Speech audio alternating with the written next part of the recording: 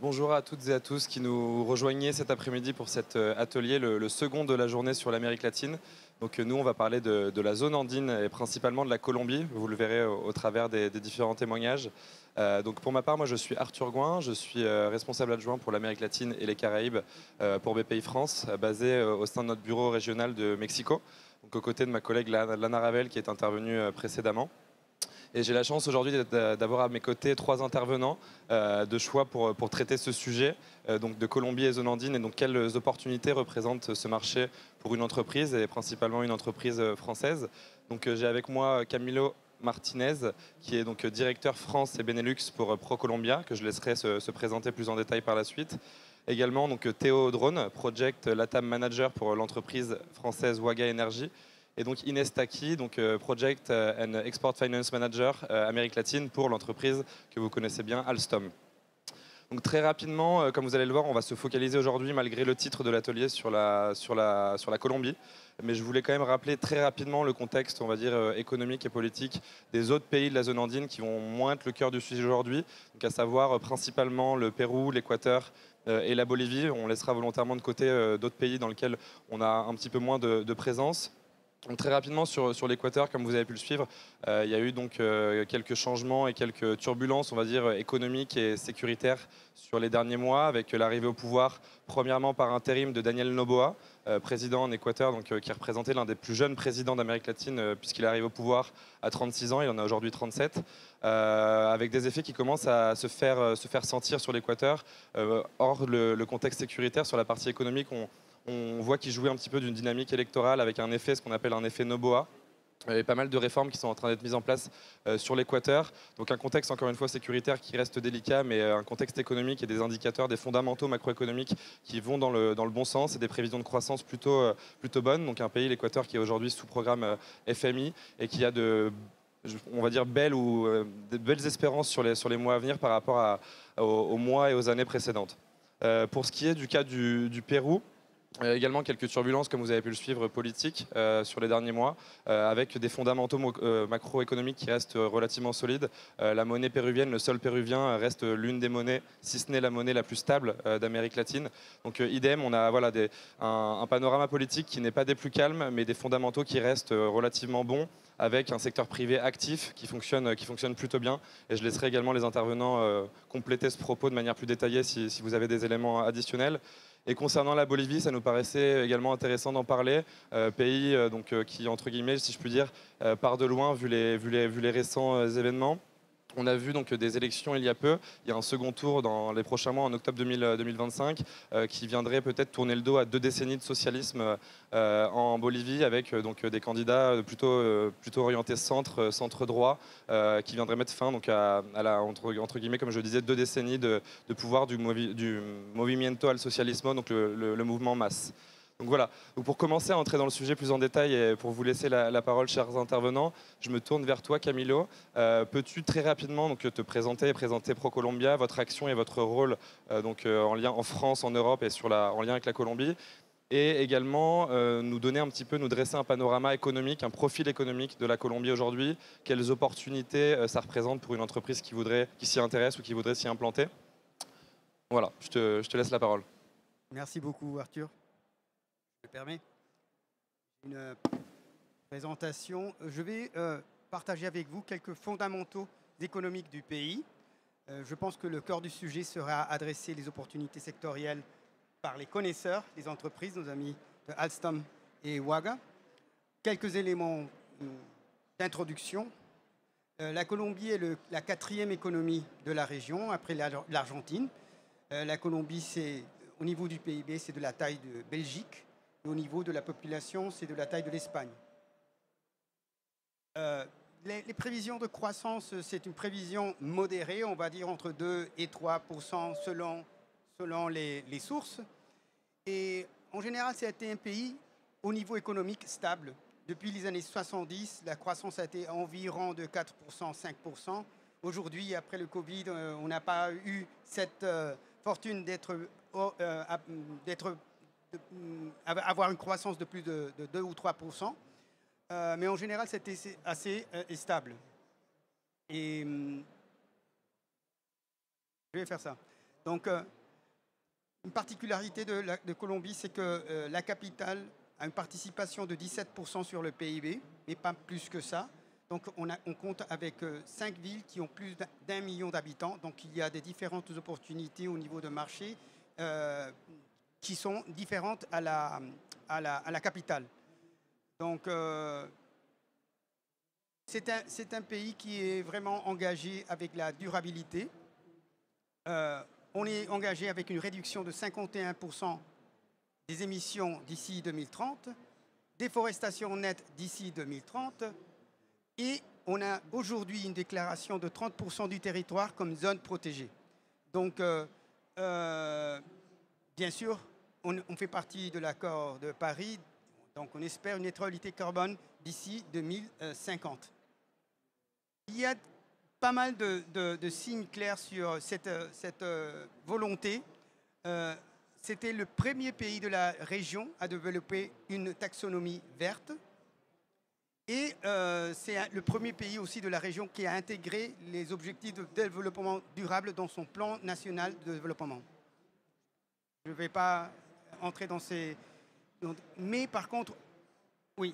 Donc au niveau de la biodiversité, la Colombie représente à elle seule 10% de la biodiversité mondiale.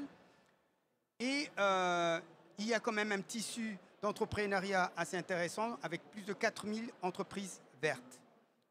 Comme on n'a pas beaucoup de temps, je vais passer avec les autres éléments. Vous aurez cette présentation que vous serez partagée avec vous.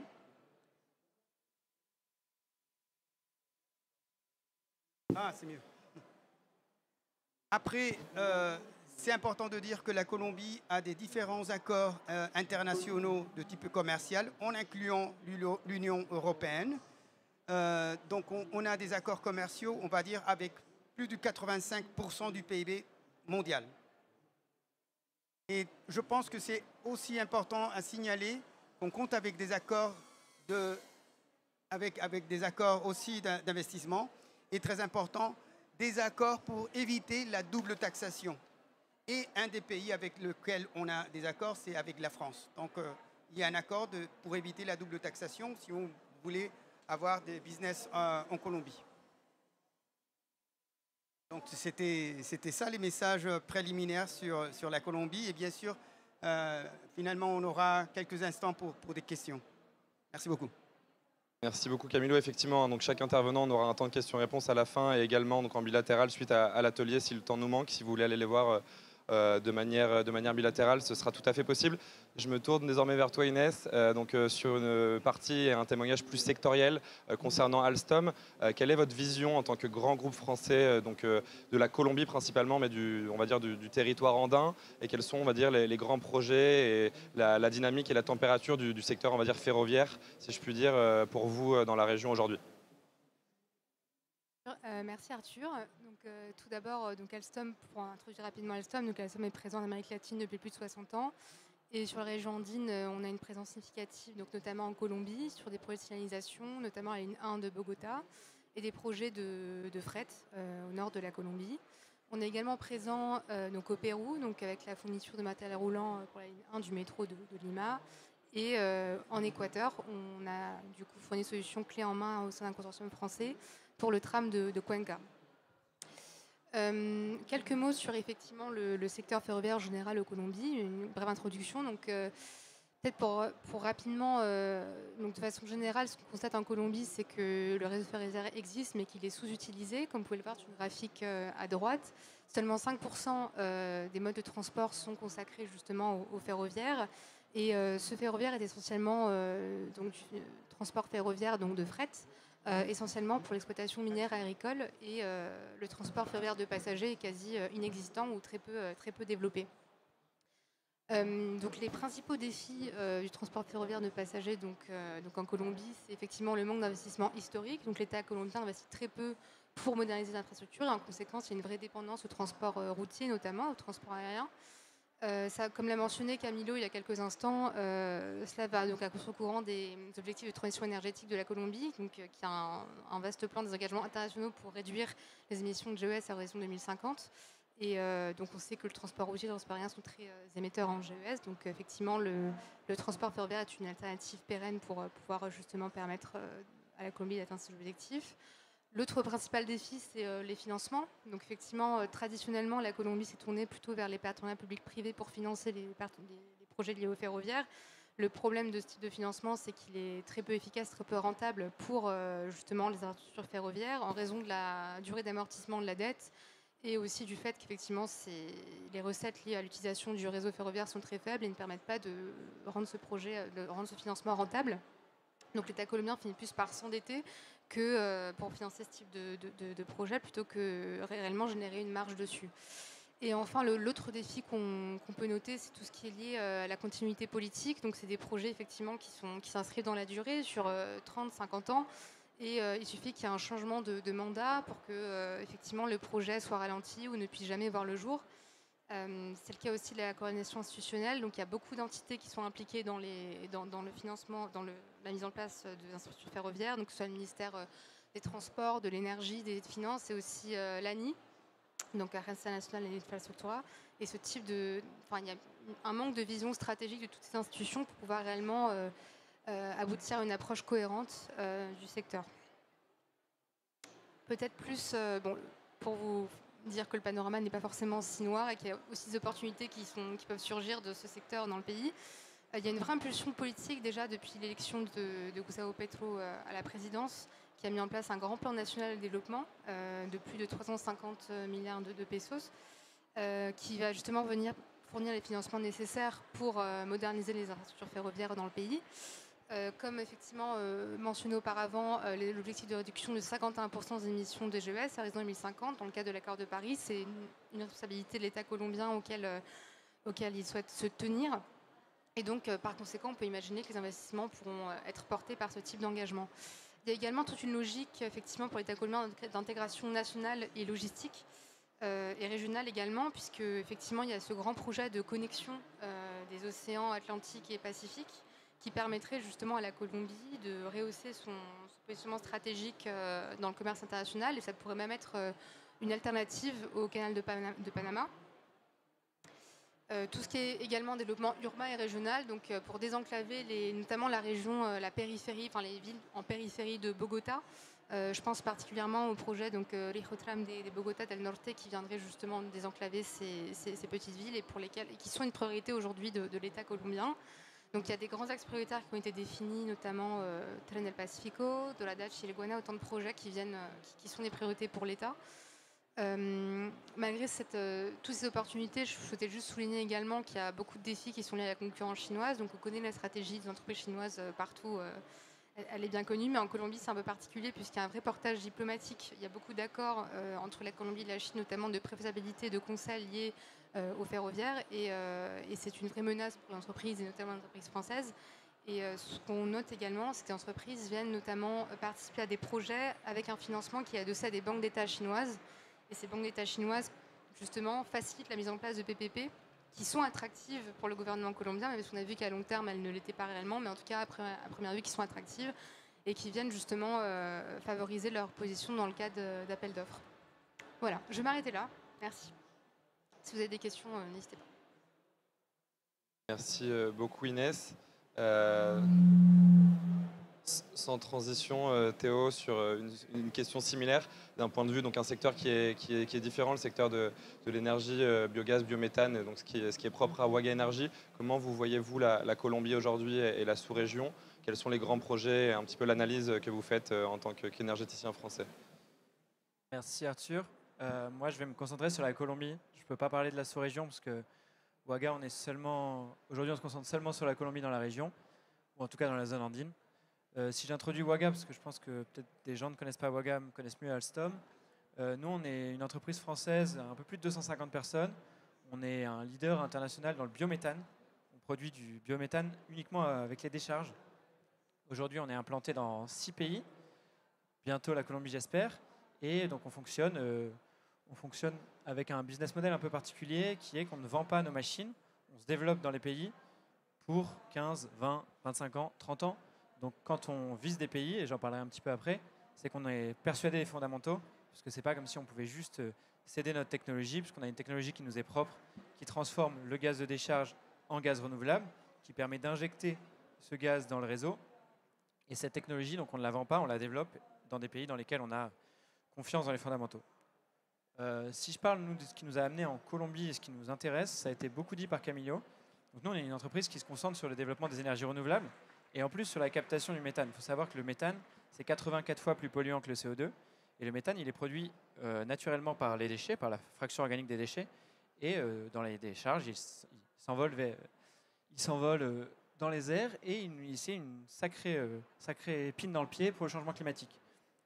La Colombie, c'est le premier pays, ça n'a pas été dit, qui a des réserves de gaz prouvées et qui a choisi de signer le traité de non-prolifération, c'est-à-dire globalement de dire on ne va pas aller chercher le gaz qui se trouve dans notre sol, puisque comme le dit l'Agence internationale de l'énergie, si on va chercher tous les hydrocarbures qui sont dans le sol, on ne pourra pas accomplir la transition écologique. Donc c'est un choix macro extrêmement important. Donc nous, bien sûr, on voit ça de manière très positive sur un aspect économique comme sociétal, mais voilà, c'est un vrai défi pour la Colombie, puisque aujourd'hui, la Colombie, qui était un pays indépendant en gaz, donc qui produisait 99% de son gaz historiquement, aujourd'hui se retrouve à importer du gaz en attendant des alternatives viables. Donc ces alternatives, nous, on les fournit. On travaille avec les décharges pour fournir des gisements de gaz assez importants et on se retrouve du coup à avoir une augmentation du prix du gaz en attendant ces alternatives qui fait qu'on peut être compétitif en Colombie. En Colombie, aujourd'hui, il n'y a pas de valorisation verte. En France, par exemple, j'ai oublié de le dire, mais dans le monde, aujourd'hui, on a 31 projets qui injectent du gaz tous les jours.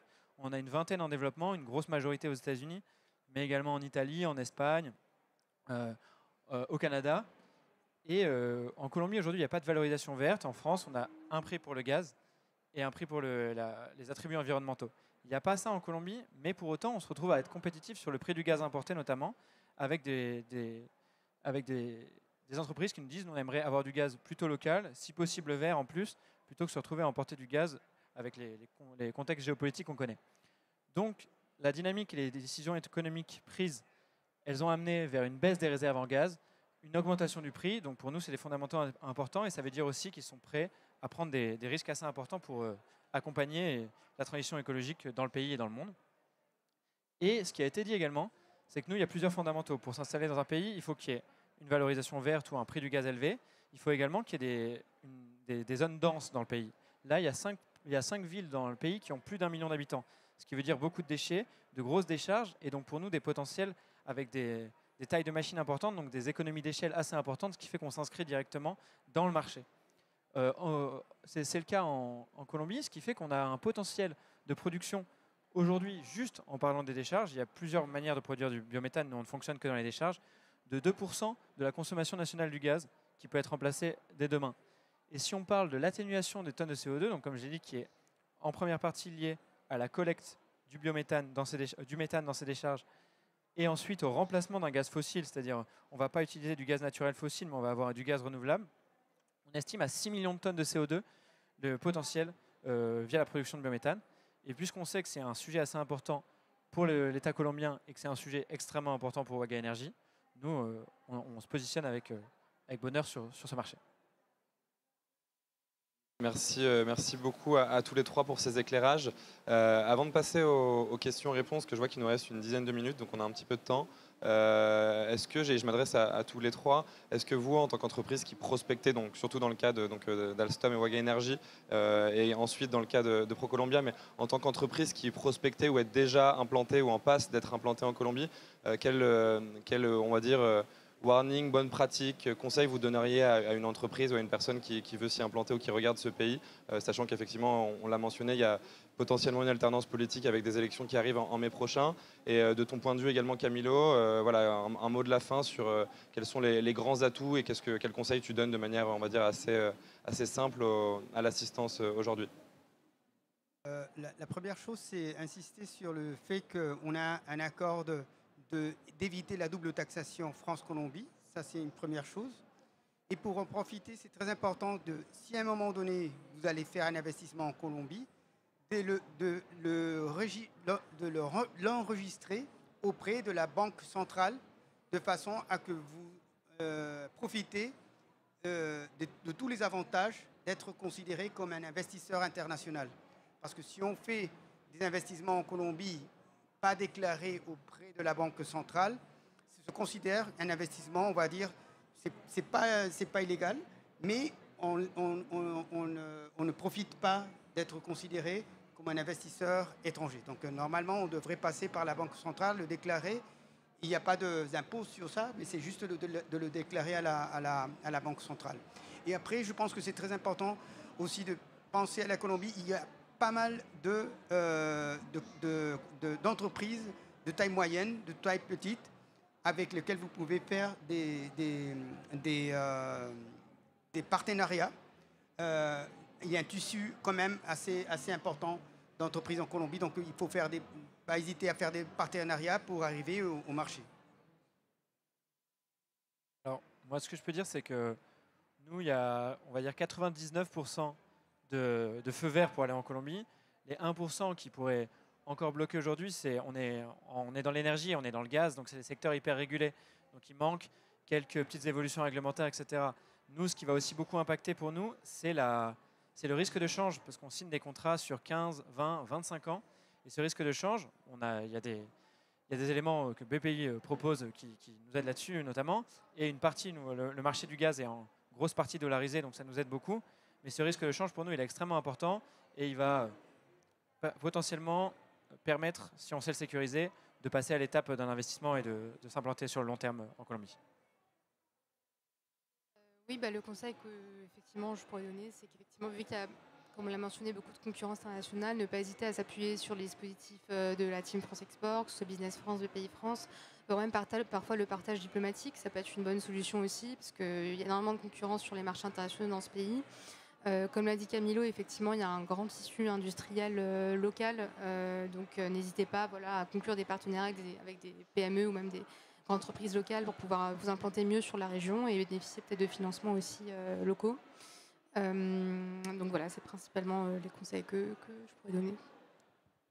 Merci beaucoup. Et oui, effectivement, vous l'avez mentionné. Donc il y a différents outils qui existent et au-delà de BPI France, donc principalement depuis la France via ProColombia, mais sur place. Et si vous êtes une entreprise ou que vous avez des projets également d'entrepreneuriat sur le pays, il y a énormément d'acteurs français, mais aussi publics, privés et étrangers qui existent. Je pense donc aux ambassades, aux services économiques, les équipes plutôt institutionnelles, également à Business France, les chambres de commerce, les CCEF, tous les acteurs que vous connaissez, je pense, déjà, et j'en oublie bon nombre. Et également, donc, sur les outils, pensez à bien vous faire accompagner, à bien dérisquer. Et sur la partie, on va dire, financière d'un projet, le risque est quand même relativement important à l'export, notamment quand on fait si je puis dire, du grand export, comme certains l'appellent. La volatilité du pesos, notamment sur l'exposition au taux de change en Colombie, fait partie des risques principaux, entre autres. Il y a plein de choses qui existent auprès des différents acteurs. Donc voilà, renseignez-vous bien là-dessus et je pense que les intervenants pourront vous en parler avec plaisir. Je vois qu'il nous reste 6 minutes, 7 minutes. Donc je vous propose de nous adresser vos questions, si vous en avez.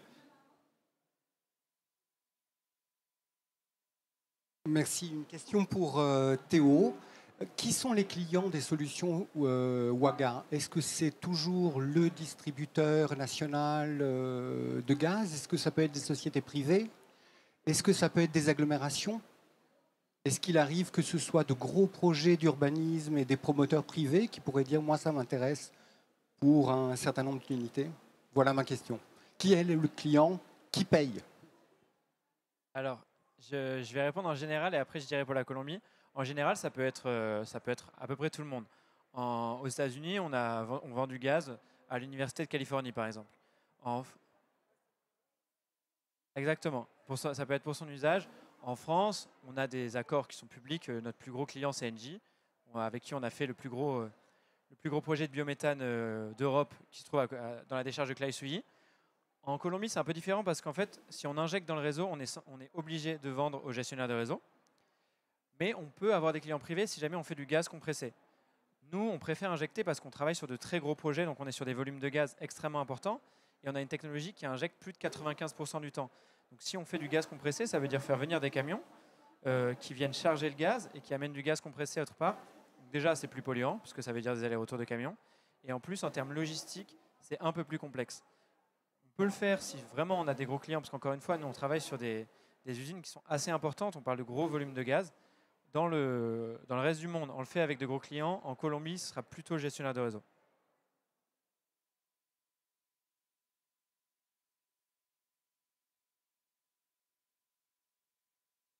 Bonjour, je m'adresse aux représentants de la Colombie. Là.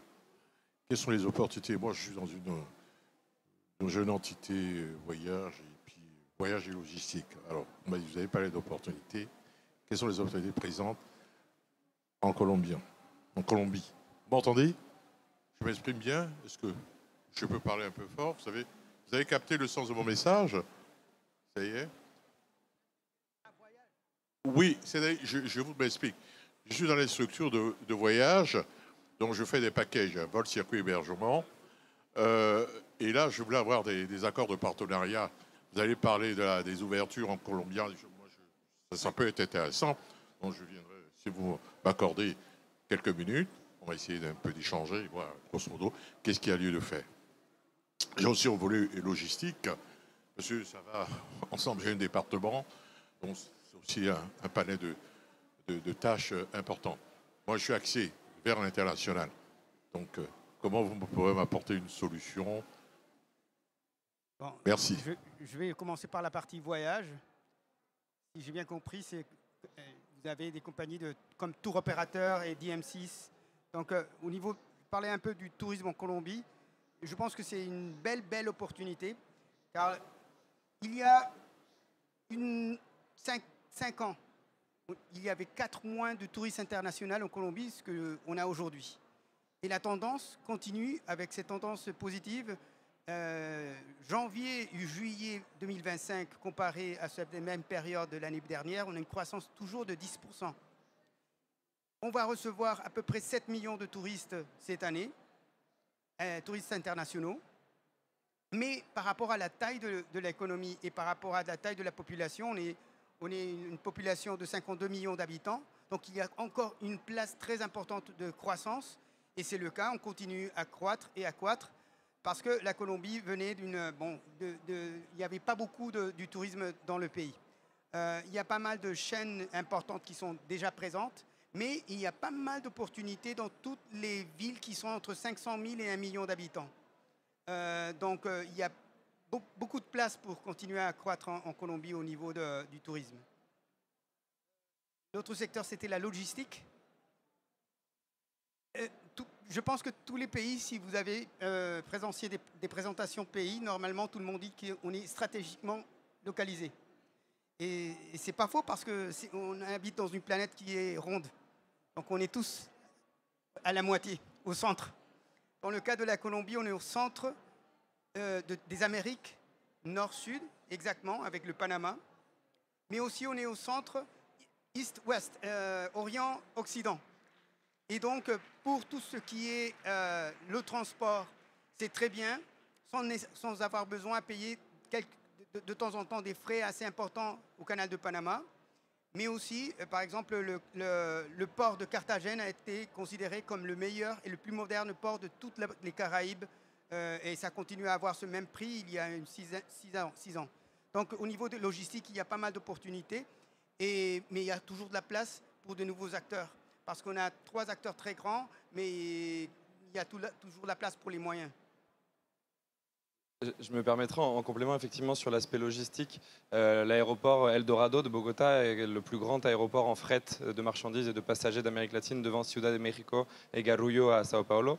Donc c'est aussi un élément important et beaucoup de zones franches dans certaines villes, que ce soit Barranquilla dans la partie Caraïbe, également Cali, et des ports et des grands projets infra, certains en cours ou à l'arrêt, mais qui reprendront après les élections, notamment sur l'autopista del Atlántico et sur les côtes, avec des grands projets d'infra en interne pour accéder aux différentes côtes colombiennes. Et donc une plateforme logistique et un hub qui est souvent mis en avant au-delà du Panama ou d'autres pays de la région. La Colombie, effectivement, jouit d'une place de choix sur cet aspect. Sans connaître parfaitement ce secteur d'activité, mais sur les aspects logistiques, c'est un pays qui a de nombreux atouts. On a une dernière question, je vois qu'il nous reste 30 secondes. Sinon, je vous invite, si vous le souhaitez, à venir échanger avec les intervenants suite à l'atelier. Merci encore de votre présence. On espère qu'on a répondu en 30 minutes, c'est peu, mais à au sujet, à la question qui a été posée. Donc voilà, merci encore à vous trois et merci à tous de votre participation aujourd'hui.